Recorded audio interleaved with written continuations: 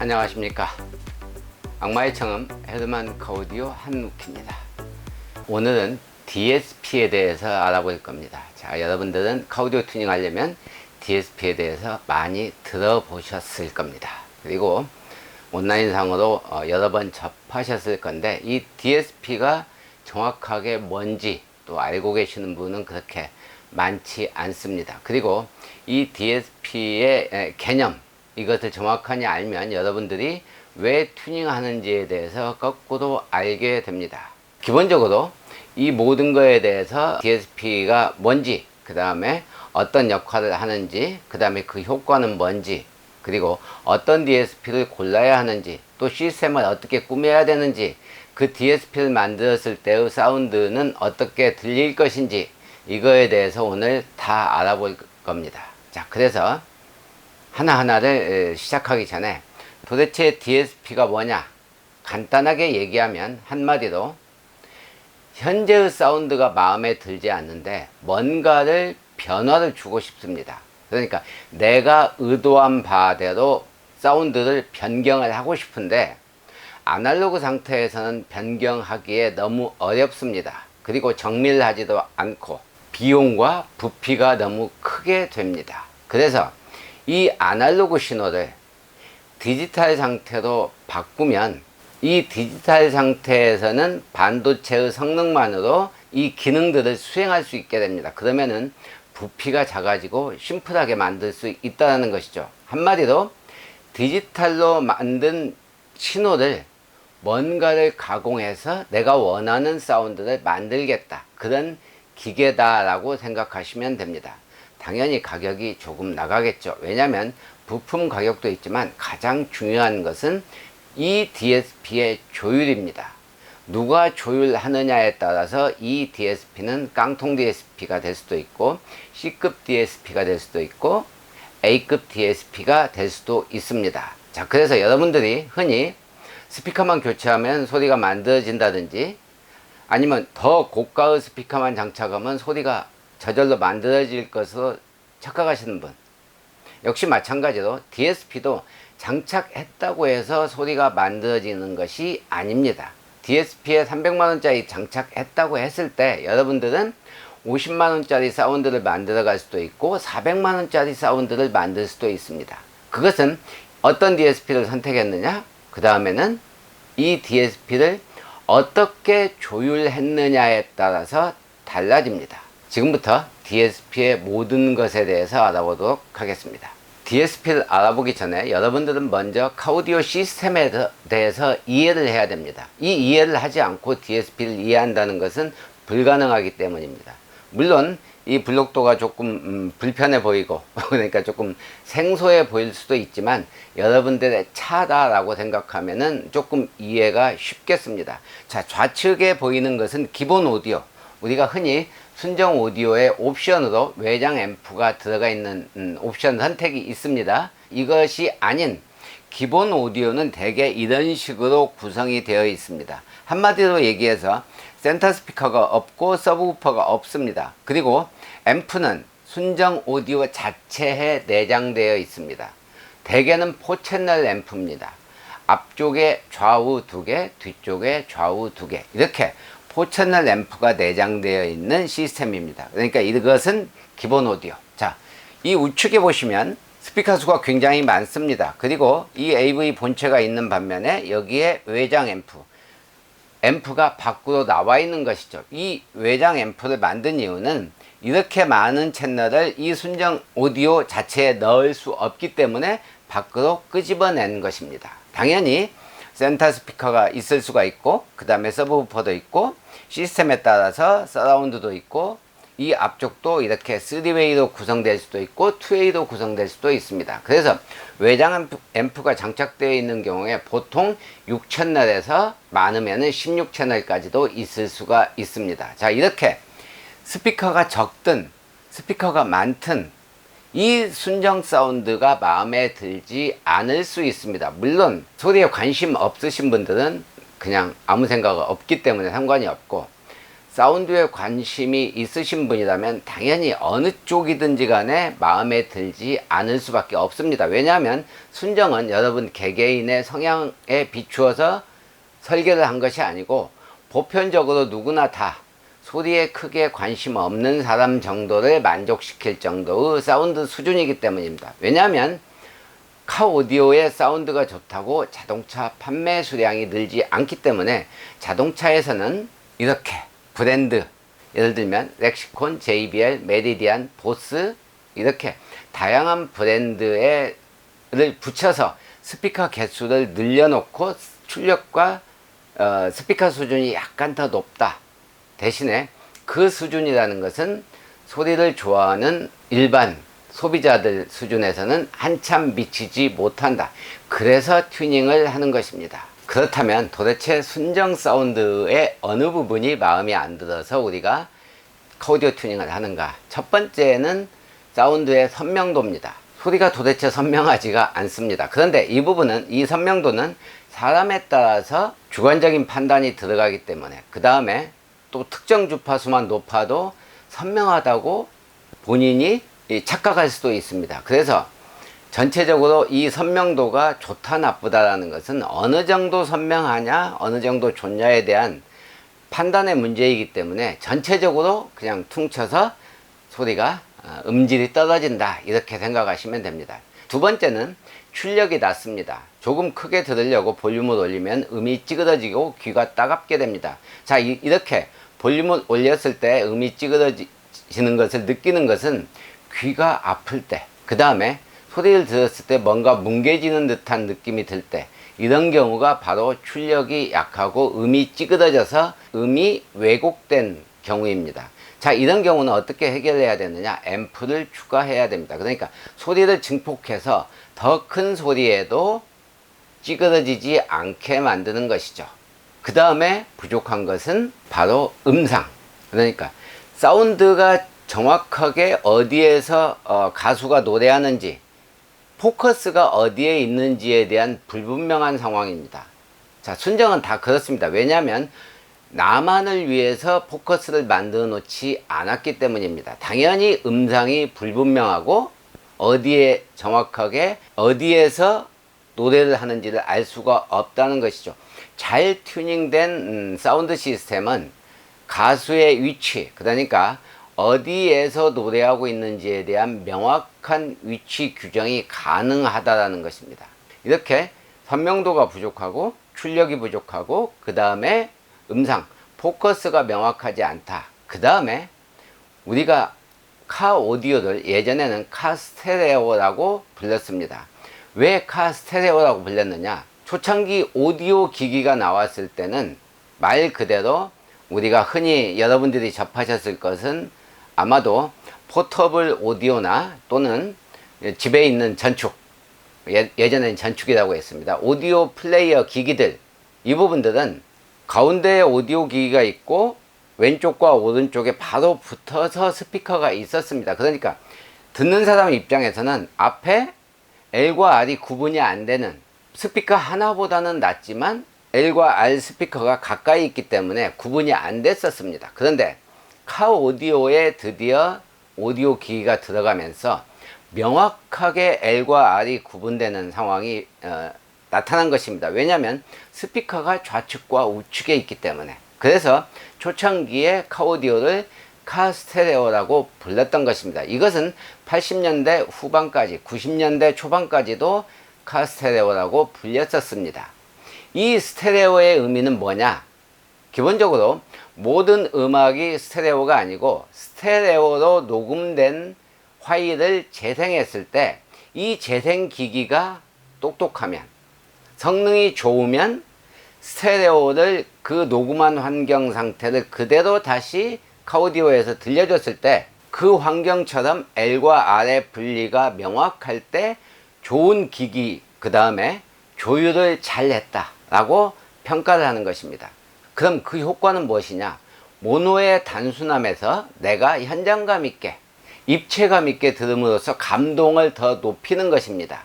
스테레오가 효과가 부족하고, 마지막으로는 전체적인 밸런스의 문제입니다. 이 밸런스의 문제는 스피커마다의 레벨 밸런스도 있고, 그 다음에 트위터와 미드레인지, 고음과 중저음에 대한 밸런스, 이 앞뒤 스피커의 출력 레벨, 또 센터 스피커의 출력 레벨, 이렇게 스피커마다의 전체적인 사운드 밸런스가 맞지 않기 때문에 여러분들이 감동을 못 느껴서 사운드 튜닝을 하려고 하는 것입니다. 이제 본격적으로 설명을 드려보면, 여기에 지금 차종 하나의 순정 오디오의 LR, 이게 이제 두 개의 신호입니다. 그 다음에 이 아래쪽에 있는 것은 뒤 스피커 LR 신호입니다. 두 개가 동일한 파형을 현재 가지고 있는 것을 볼 수 있습니다.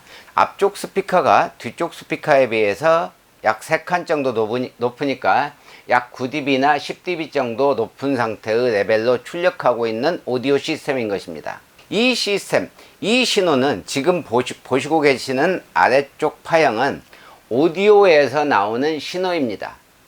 이렇게 증폭한 부분이 있고, 약간 낮춘 부분이 있고, 또 증폭한 부분이 있고, 낮춘 부분이 이렇게 있습니다. 저음 같은 경우에는 약간 높여놓은 이퀄라이저 특성을 가지고 있는 것이죠. 그래서 순정 오디오에서 이런 특성을 만든 이유는 순정 스피커에 맞춰서 어느 특정 부분을 올리고 내리고 이렇게 이퀄라이징을 약간 변경시켜 준 것입니다. 자, 그럼에도 불구하고 그것에 대한 파형의 결과는 뭐냐? 실제로 운전석에 마이크를 설치해서 마이크를 3개를 설치한 것입니다. 지금 빨간색은 코 위치, 그 다음에 녹색은 좌측귀, 그 다음에 청색은 우측 귀에다가 설치를 해서 RTA로 실시간 측정하는 기계로 파형을 봤더니 이런 식의 꾸불꾸불한 파형이 나오더라 라는 것입니다. 순정에서 약간 손댔지만, 물론 이 순정에서 이렇게 많이 손대는 경우도 그렇게 좋은 상태는 아닙니다. 왜냐하면 모든 고객들이 한자리에 앉아서 모든 고객들의 체형, 운전 자세, 운전자 위치가 같지 않기 때문에, 그리고 모든 오너들이 같은 성향, 같은 음악을 듣지 않고 같은 음량으로 듣지 않기 때문에 여기에서 튜닝을 이렇게 약간씩 변경하는 것은 그렇게 크게 의미가 없다. 자, 아무튼 기본 오디오이기 때문에 돈이 덜 들어간 거죠. 그래서 나온 파형의 결과는 이렇게 딥, 들쑥날쑥하고 딥이 있고 피크가 있고, 중저음에 약 600에서 800Hz 정도는 이 엄청나게 큰 딥이 있습니다. 사람 목소리만 이렇게 약간 높게 나오는 조금 지저분한 파형으로 보이는 것입니다. 순정 오디오의 기본 오디오는 거의 이것과는 동일하지 않지만 거의 근사한 이렇게 나쁜 RTA 특성을 보여주고 있습니다. 제가 여기서 한 가지 말씀드리려고 하는 것이 하나가 있는데, 이 RTA가 좋다고 해서 소리가 좋다고 느끼는 것은 아니다. 또 거꾸로 RTA가 나쁘다고 해서 소리가 나쁘냐? 그것도 아니다. 이 RTA는 참고용입니다. 대신에 근사하게 우리가 지금 이 상태를 좋다고 느끼는 사람도 있다는 것입니다. 왜냐하면 사람 귀는 의외로 똑똑하지 못합니다. 거친 것에 대해서는 내가 저거 거칠어, 귀 아파 이렇게 표현할 수는 있지만, 이렇게 부족한 부분에 대해서는 잘 알지 못합니다. 그럼에도 불구하고 이 파형을 가능한 한 이렇게 플랫한 상태, 평탄한 상태를 유지하려고 하는 것은, 제가 이전 영상에 등청 감곡선, 라우드니스 특성에 대해서 찍은 영상이 올라가 있습니다. 자, 이것이 무엇이냐? 바로 사람들의 귀의 특성을 평균한 것입니다. 자, 그건 영상을 따로 보시고, 자, 설사 그 라우드니스 특성이 맞다 손 치더라도 사람마다 성향이 달라서 그것마저도 표준은 아니다. 나한테 맞는 것은 아닐 수도 있다라는 것입니다. 그래서 결국에 소리에는 기준이 없다라는 말이 나오는 것입니다. 자, 그래서 이 RTA에 너무 목매일 필요도 없지만 무시할 수도 없다. 왜? 귀에 이 파형상으로 이 부분에 피크와 딥이 나타나는 것은 사실이기 때문입니다. 순정 외장 앰프가 장착된 차량의 파형을 제가 여러분에게 보여드릴 건데, 채널 수가 원래는 14채널인데 10채널인데 여기에는 지금 채널 수가 하나, 둘, 셋, 넷, 다섯, 6개 6개의 채널만 제가 보여드렸습니다. 왜냐하면 너무 많으면은 여러분들이 헷갈리실 것 같아서. 그래서 이게 원래 같은 레벨인데 나눠서 이렇게 보여드립니다. 자, 보시면 여기 빨간색 파형을 보시면 이 빨간색이 센터 스피커 파형입니다. 자, 들쑥날쑥하게 이퀄라이저가 조절되어 있습니다. 그 다음에 청색과 녹색은 앞쪽에 미드레인지입니다. 중음을 담당하고 있는 스피커입니다. 굉장히 이 슬럽이 날카롭고, 그 다음에 좌측과 우측의 파형이 서로 다르게 이퀄라이징 되어 있습니다. 이 아래쪽을 보시면 서브우퍼 대역이, 서브우퍼가 이런 파형 앰프 출력 특성을 보여주고 있고, 그 다음에 운전석 도어와 트위터 역할을 담당하는 것이 한 채널로 구성되어 있는 경우인데, 이렇게 L과 R이 서로 파형이 다르게 이퀄라이징 되어 있다. 순정에서 이렇게 손대는 경우는 지극히 드뭅니다. 그런데 현대기아차는 그 어려운 걸 해냅니다. 좋은 관점이 아닙니다. 굉장히 멍청한 짓을 했다. 왜냐? 이렇게 만들어 봤자 고객들이 그 차이를 느끼지 못하고, 어떤 고객들은 이렇게 만들었을 때는 내 위치, 운전자 위치가 고정된 상태에서만 이게 가능합니다. 어떤 사람은 굉장히 앞쪽에 와서 당겨서 운전하시는 분도 있고, 어떤 사람은 이렇게 누워서 운전하시는 분들도 있습니다. 또 낮게 앉아서 운전하시는 분도 있고, 높게 올려서 운전하시는 분도 있습니다. 이렇게 내 귀의 위치가 다 다른데 이런 식의 극단적인 튜닝을 아주 깊게 했다라는 것은 너무 사운드를 너무 모른다라는 것입니다. 이것은 결코 좋은 소리를 만들어내지 못합니다. 왜냐하면 밖에서 튜닝할 때도 이런 식의 극단적인 파형은 만들지 않습니다. 그 비싼 DSP를 가지고도 이 정도로 튜닝하지는 않습니다. 자, 그 얘기는 굉장히 뻘짓을 했다라고 표현을 하는 것이죠. 아무튼 이렇게 각 스피커마다 이렇게 이퀄라이징이 엄청나게 되어 있고, L과 R이 다르고 앞뒤가 다르고 완전히 다른 상태인데, 그런 파형은 어떻게 나왔나 한번 보겠습니다. 이 아래쪽에 10개 채널의 모든 스피커의 앰프 출력 특성입니다. 모든 채널을 전부 다 이퀄라이징이 어떻게 되어 있는지를 다 보여준 것입니다. 자, 이것의 결과가 RTA로 측정했더니 이렇게 나왔습니다. 자, 아까 기본 오디오보다는 훨씬 더 조금 들쑥날쑥한 게 덜 한 거죠. 굉장히 좋은 파형입니다. 파형만. 그러니까 이 파형을 만들기 위해서 이 말 그대로 심한 말을 해서 조금 그런데 뻘짓을 한 것입니다. 왜? 이렇다고 해서 소리가 좋냐? 결코 그렇지 않습니다. 왜냐하면 그러려면 기준이 명확해야 되고 스피커 성능이 아주 뛰어나야 됩니다. 자, 이렇게 해놓으면 어떤 결과가 있느냐?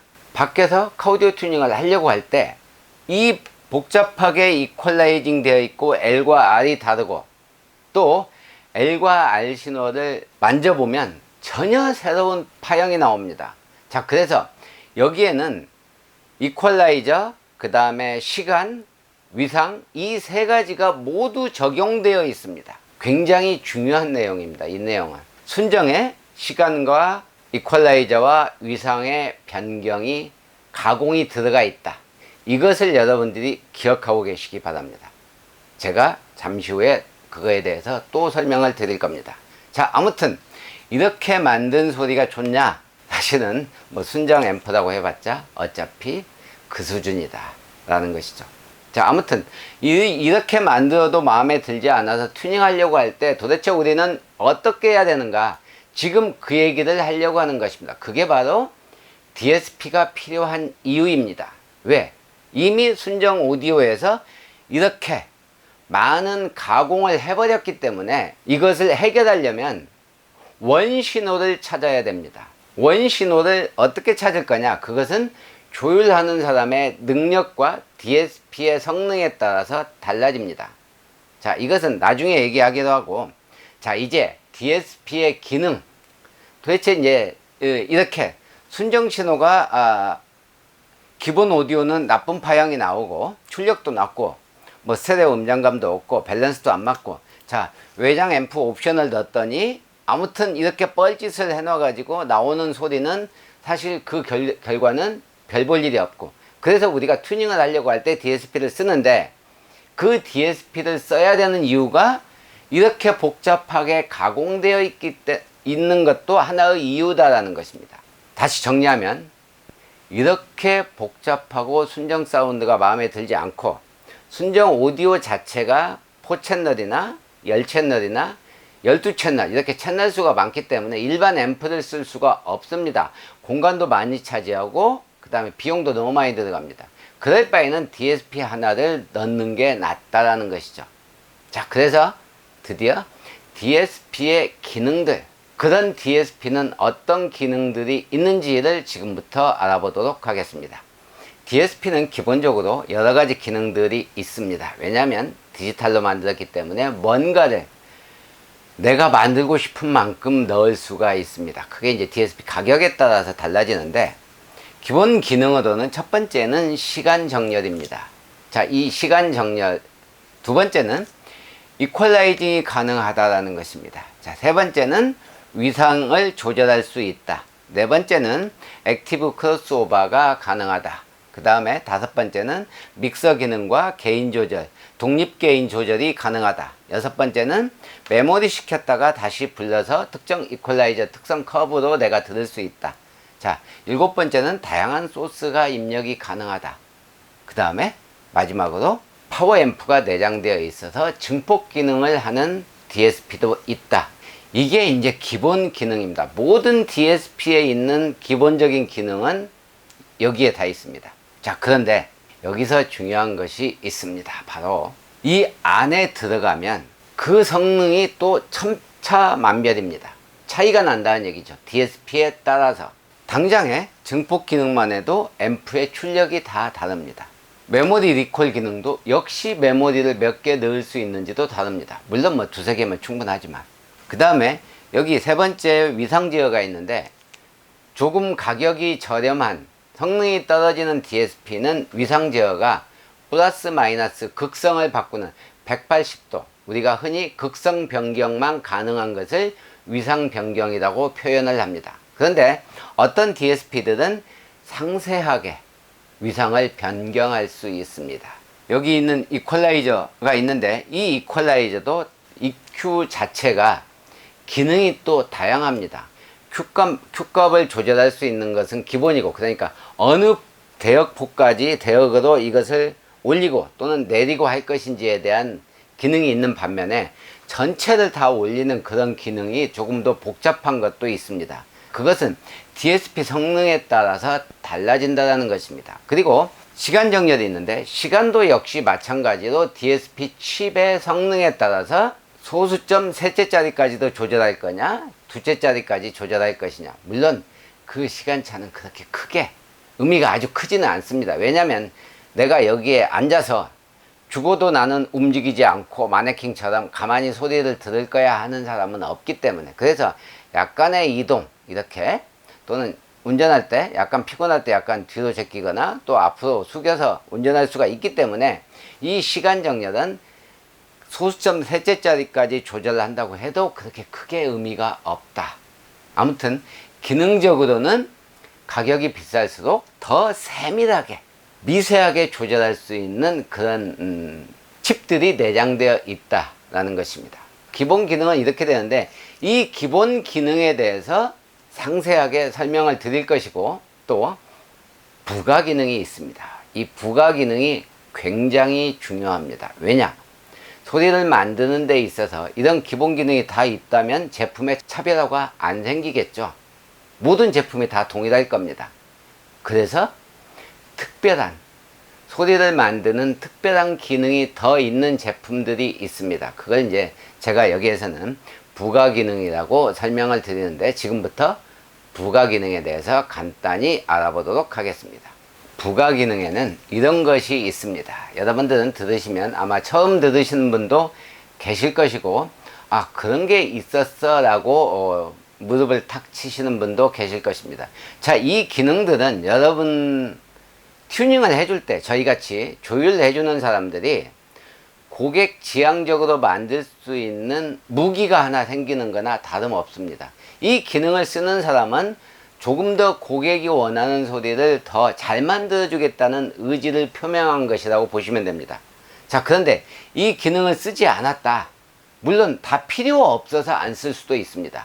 하지만 쓸 수 있는데 안 쓴 것과 필요 없어서 안 쓴 것은 차이가 나는 것이죠. 아무튼 이 기능들을 잘 쓰면 소리를 2배나 더 좋게 만들 수가 있습니다. 즉 그 얘기는 같은 DSP라도 기능이 있느냐 없느냐에 따라서 사운드가 달라진다는 얘기를 하고 있는 것입니다. 첫 번째는 리얼 센터입니다. 자, 우리가 센터 스피커를 만들어낼 때 어떻게 만들어냅니까? L과 R 신호, L의 100%, R의 100% 신호가 각각 있을 때 여기에서 두 개를 합해서 반절로 나누면 50, 50씩 들어가서 센터 스피커의 사운드를 만들어내는 것입니다. 자, 그렇다면 스테레오일 때 여기는 0이고 이쪽은 100인데 그럼 여기에는 어떤 신호가 나올까요? 이쪽 신호가 없으니까 50과 100이 오른쪽에서 나올 겁니다. 자, 이런 경우에 완벽한 스테레오가 되지 않습니다. 왜냐면 여기서 나고 여기서 나야 스테레오인데 여기서도 나와버리기 때문에 센터에서. 자, 그럼 음상이 이쪽으로 만들어지겠죠. 이쪽에 있어야 되는데 그럼 이런 경우에 스테레오가 앞쪽에서 여기서 이렇게 움직이기 때문에 이렇게 움직일 때보다 스테레오 효과가 적어지는 것입니다. 그래서 리얼 센터라는 것은 기본적으로 한쪽 신호만 있을 때 센터가 출력하지 않는 기능입니다. 그러니까 센터는 모노일 때만 출력을 한다는 것입니다.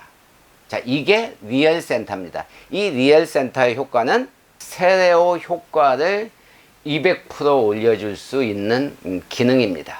두 번째는 다이나믹 베이스 인핸스먼트. 흔한 얘기로 쉽게 얘기하면 오토 라우드하고 똑같습니다. 고음을 뺀 오토 라우드. 그러니까 저음에 대해서만 오토 라우드가 동작한다. 자, 오토 라우드가 뭐냐? 라우드니스 특성에 대해서 제가 영상에 따로 만들어 놓은 것이 있습니다. 물론 설명이 어려울 수 있습니다. 그래서 제가 간단하게 여기서 설명을 조금 있다가 따로 드리겠습니다. 세 번째는 서브 익스팬더. 이 서브 익스팬더는 없던 저음을 만들어서 그런 사운드를 원하는 고객들이 항상 쿵쿵거리기를 원하는 고객들을 위해서 만든 기능입니다. 네 번째는 클래리티 익스팬더. 고음의 초고음에서 여러분들은 초고음은 어떤 의미에서는 사운드라기보다는 우리가 흔히 이제 치잘음이라고 부딪히는 소리라고 표현을 하는데 이런 치잘음이 하나가 있을 때 거기에다가 배가 되는 주파수에 그 치잘음을 또 만들어서 이 고음을 더 화사하게 만드는 그런 기능입니다. 다섯 번째는 VCP, 그러니까 가상 채널입니다. 이 가상 채널은 튜닝을 하는데 굉장히 중요합니다. 왜냐? 우리가 튜닝을 하다 보면은 변환을 하고 또 변환을 하고 또 변환을 하고 싶은데 이 가상 채널이 있으면 그게 가능합니다. 이 신호를 여기서 20%만 가공을 하고 이쪽 신호는 또 여기에다가 20%만 가공을 해서 결과적으로 이 두 개 신호를 합해서 이쪽 신호도 A 신호도 내보내. 이렇게 할 때 이 중간 과정이 있으면은 조율하는 사람이 2배 이상의 사운드를 조율할 수 있는 여건이 만들어진 것입니다. 보조주머니가 하나 생긴 것입니다. 그런데 이 기능이 없으면은 이 추가해서 조율할 수 있는 어떤 부분을 아예 시작도 할 수가 없습니다. 그래서 이 가상 채널이 중요한 이유는 바로 이렇게 튜닝의 확장성을 200%, 300%더 높일 수 있다는 것입니다. 지금까지 기본 기능과 부가 기능에 대해서 알아봤습니다. 다음 영상에서는 이것들의 상세한 기능, 성능, 이것을 깊이 있게 들어가 볼 예정입니다. 이상으로 헤드만크 오디오 한욱희였습니다. 다음 영상을 기대하십시오.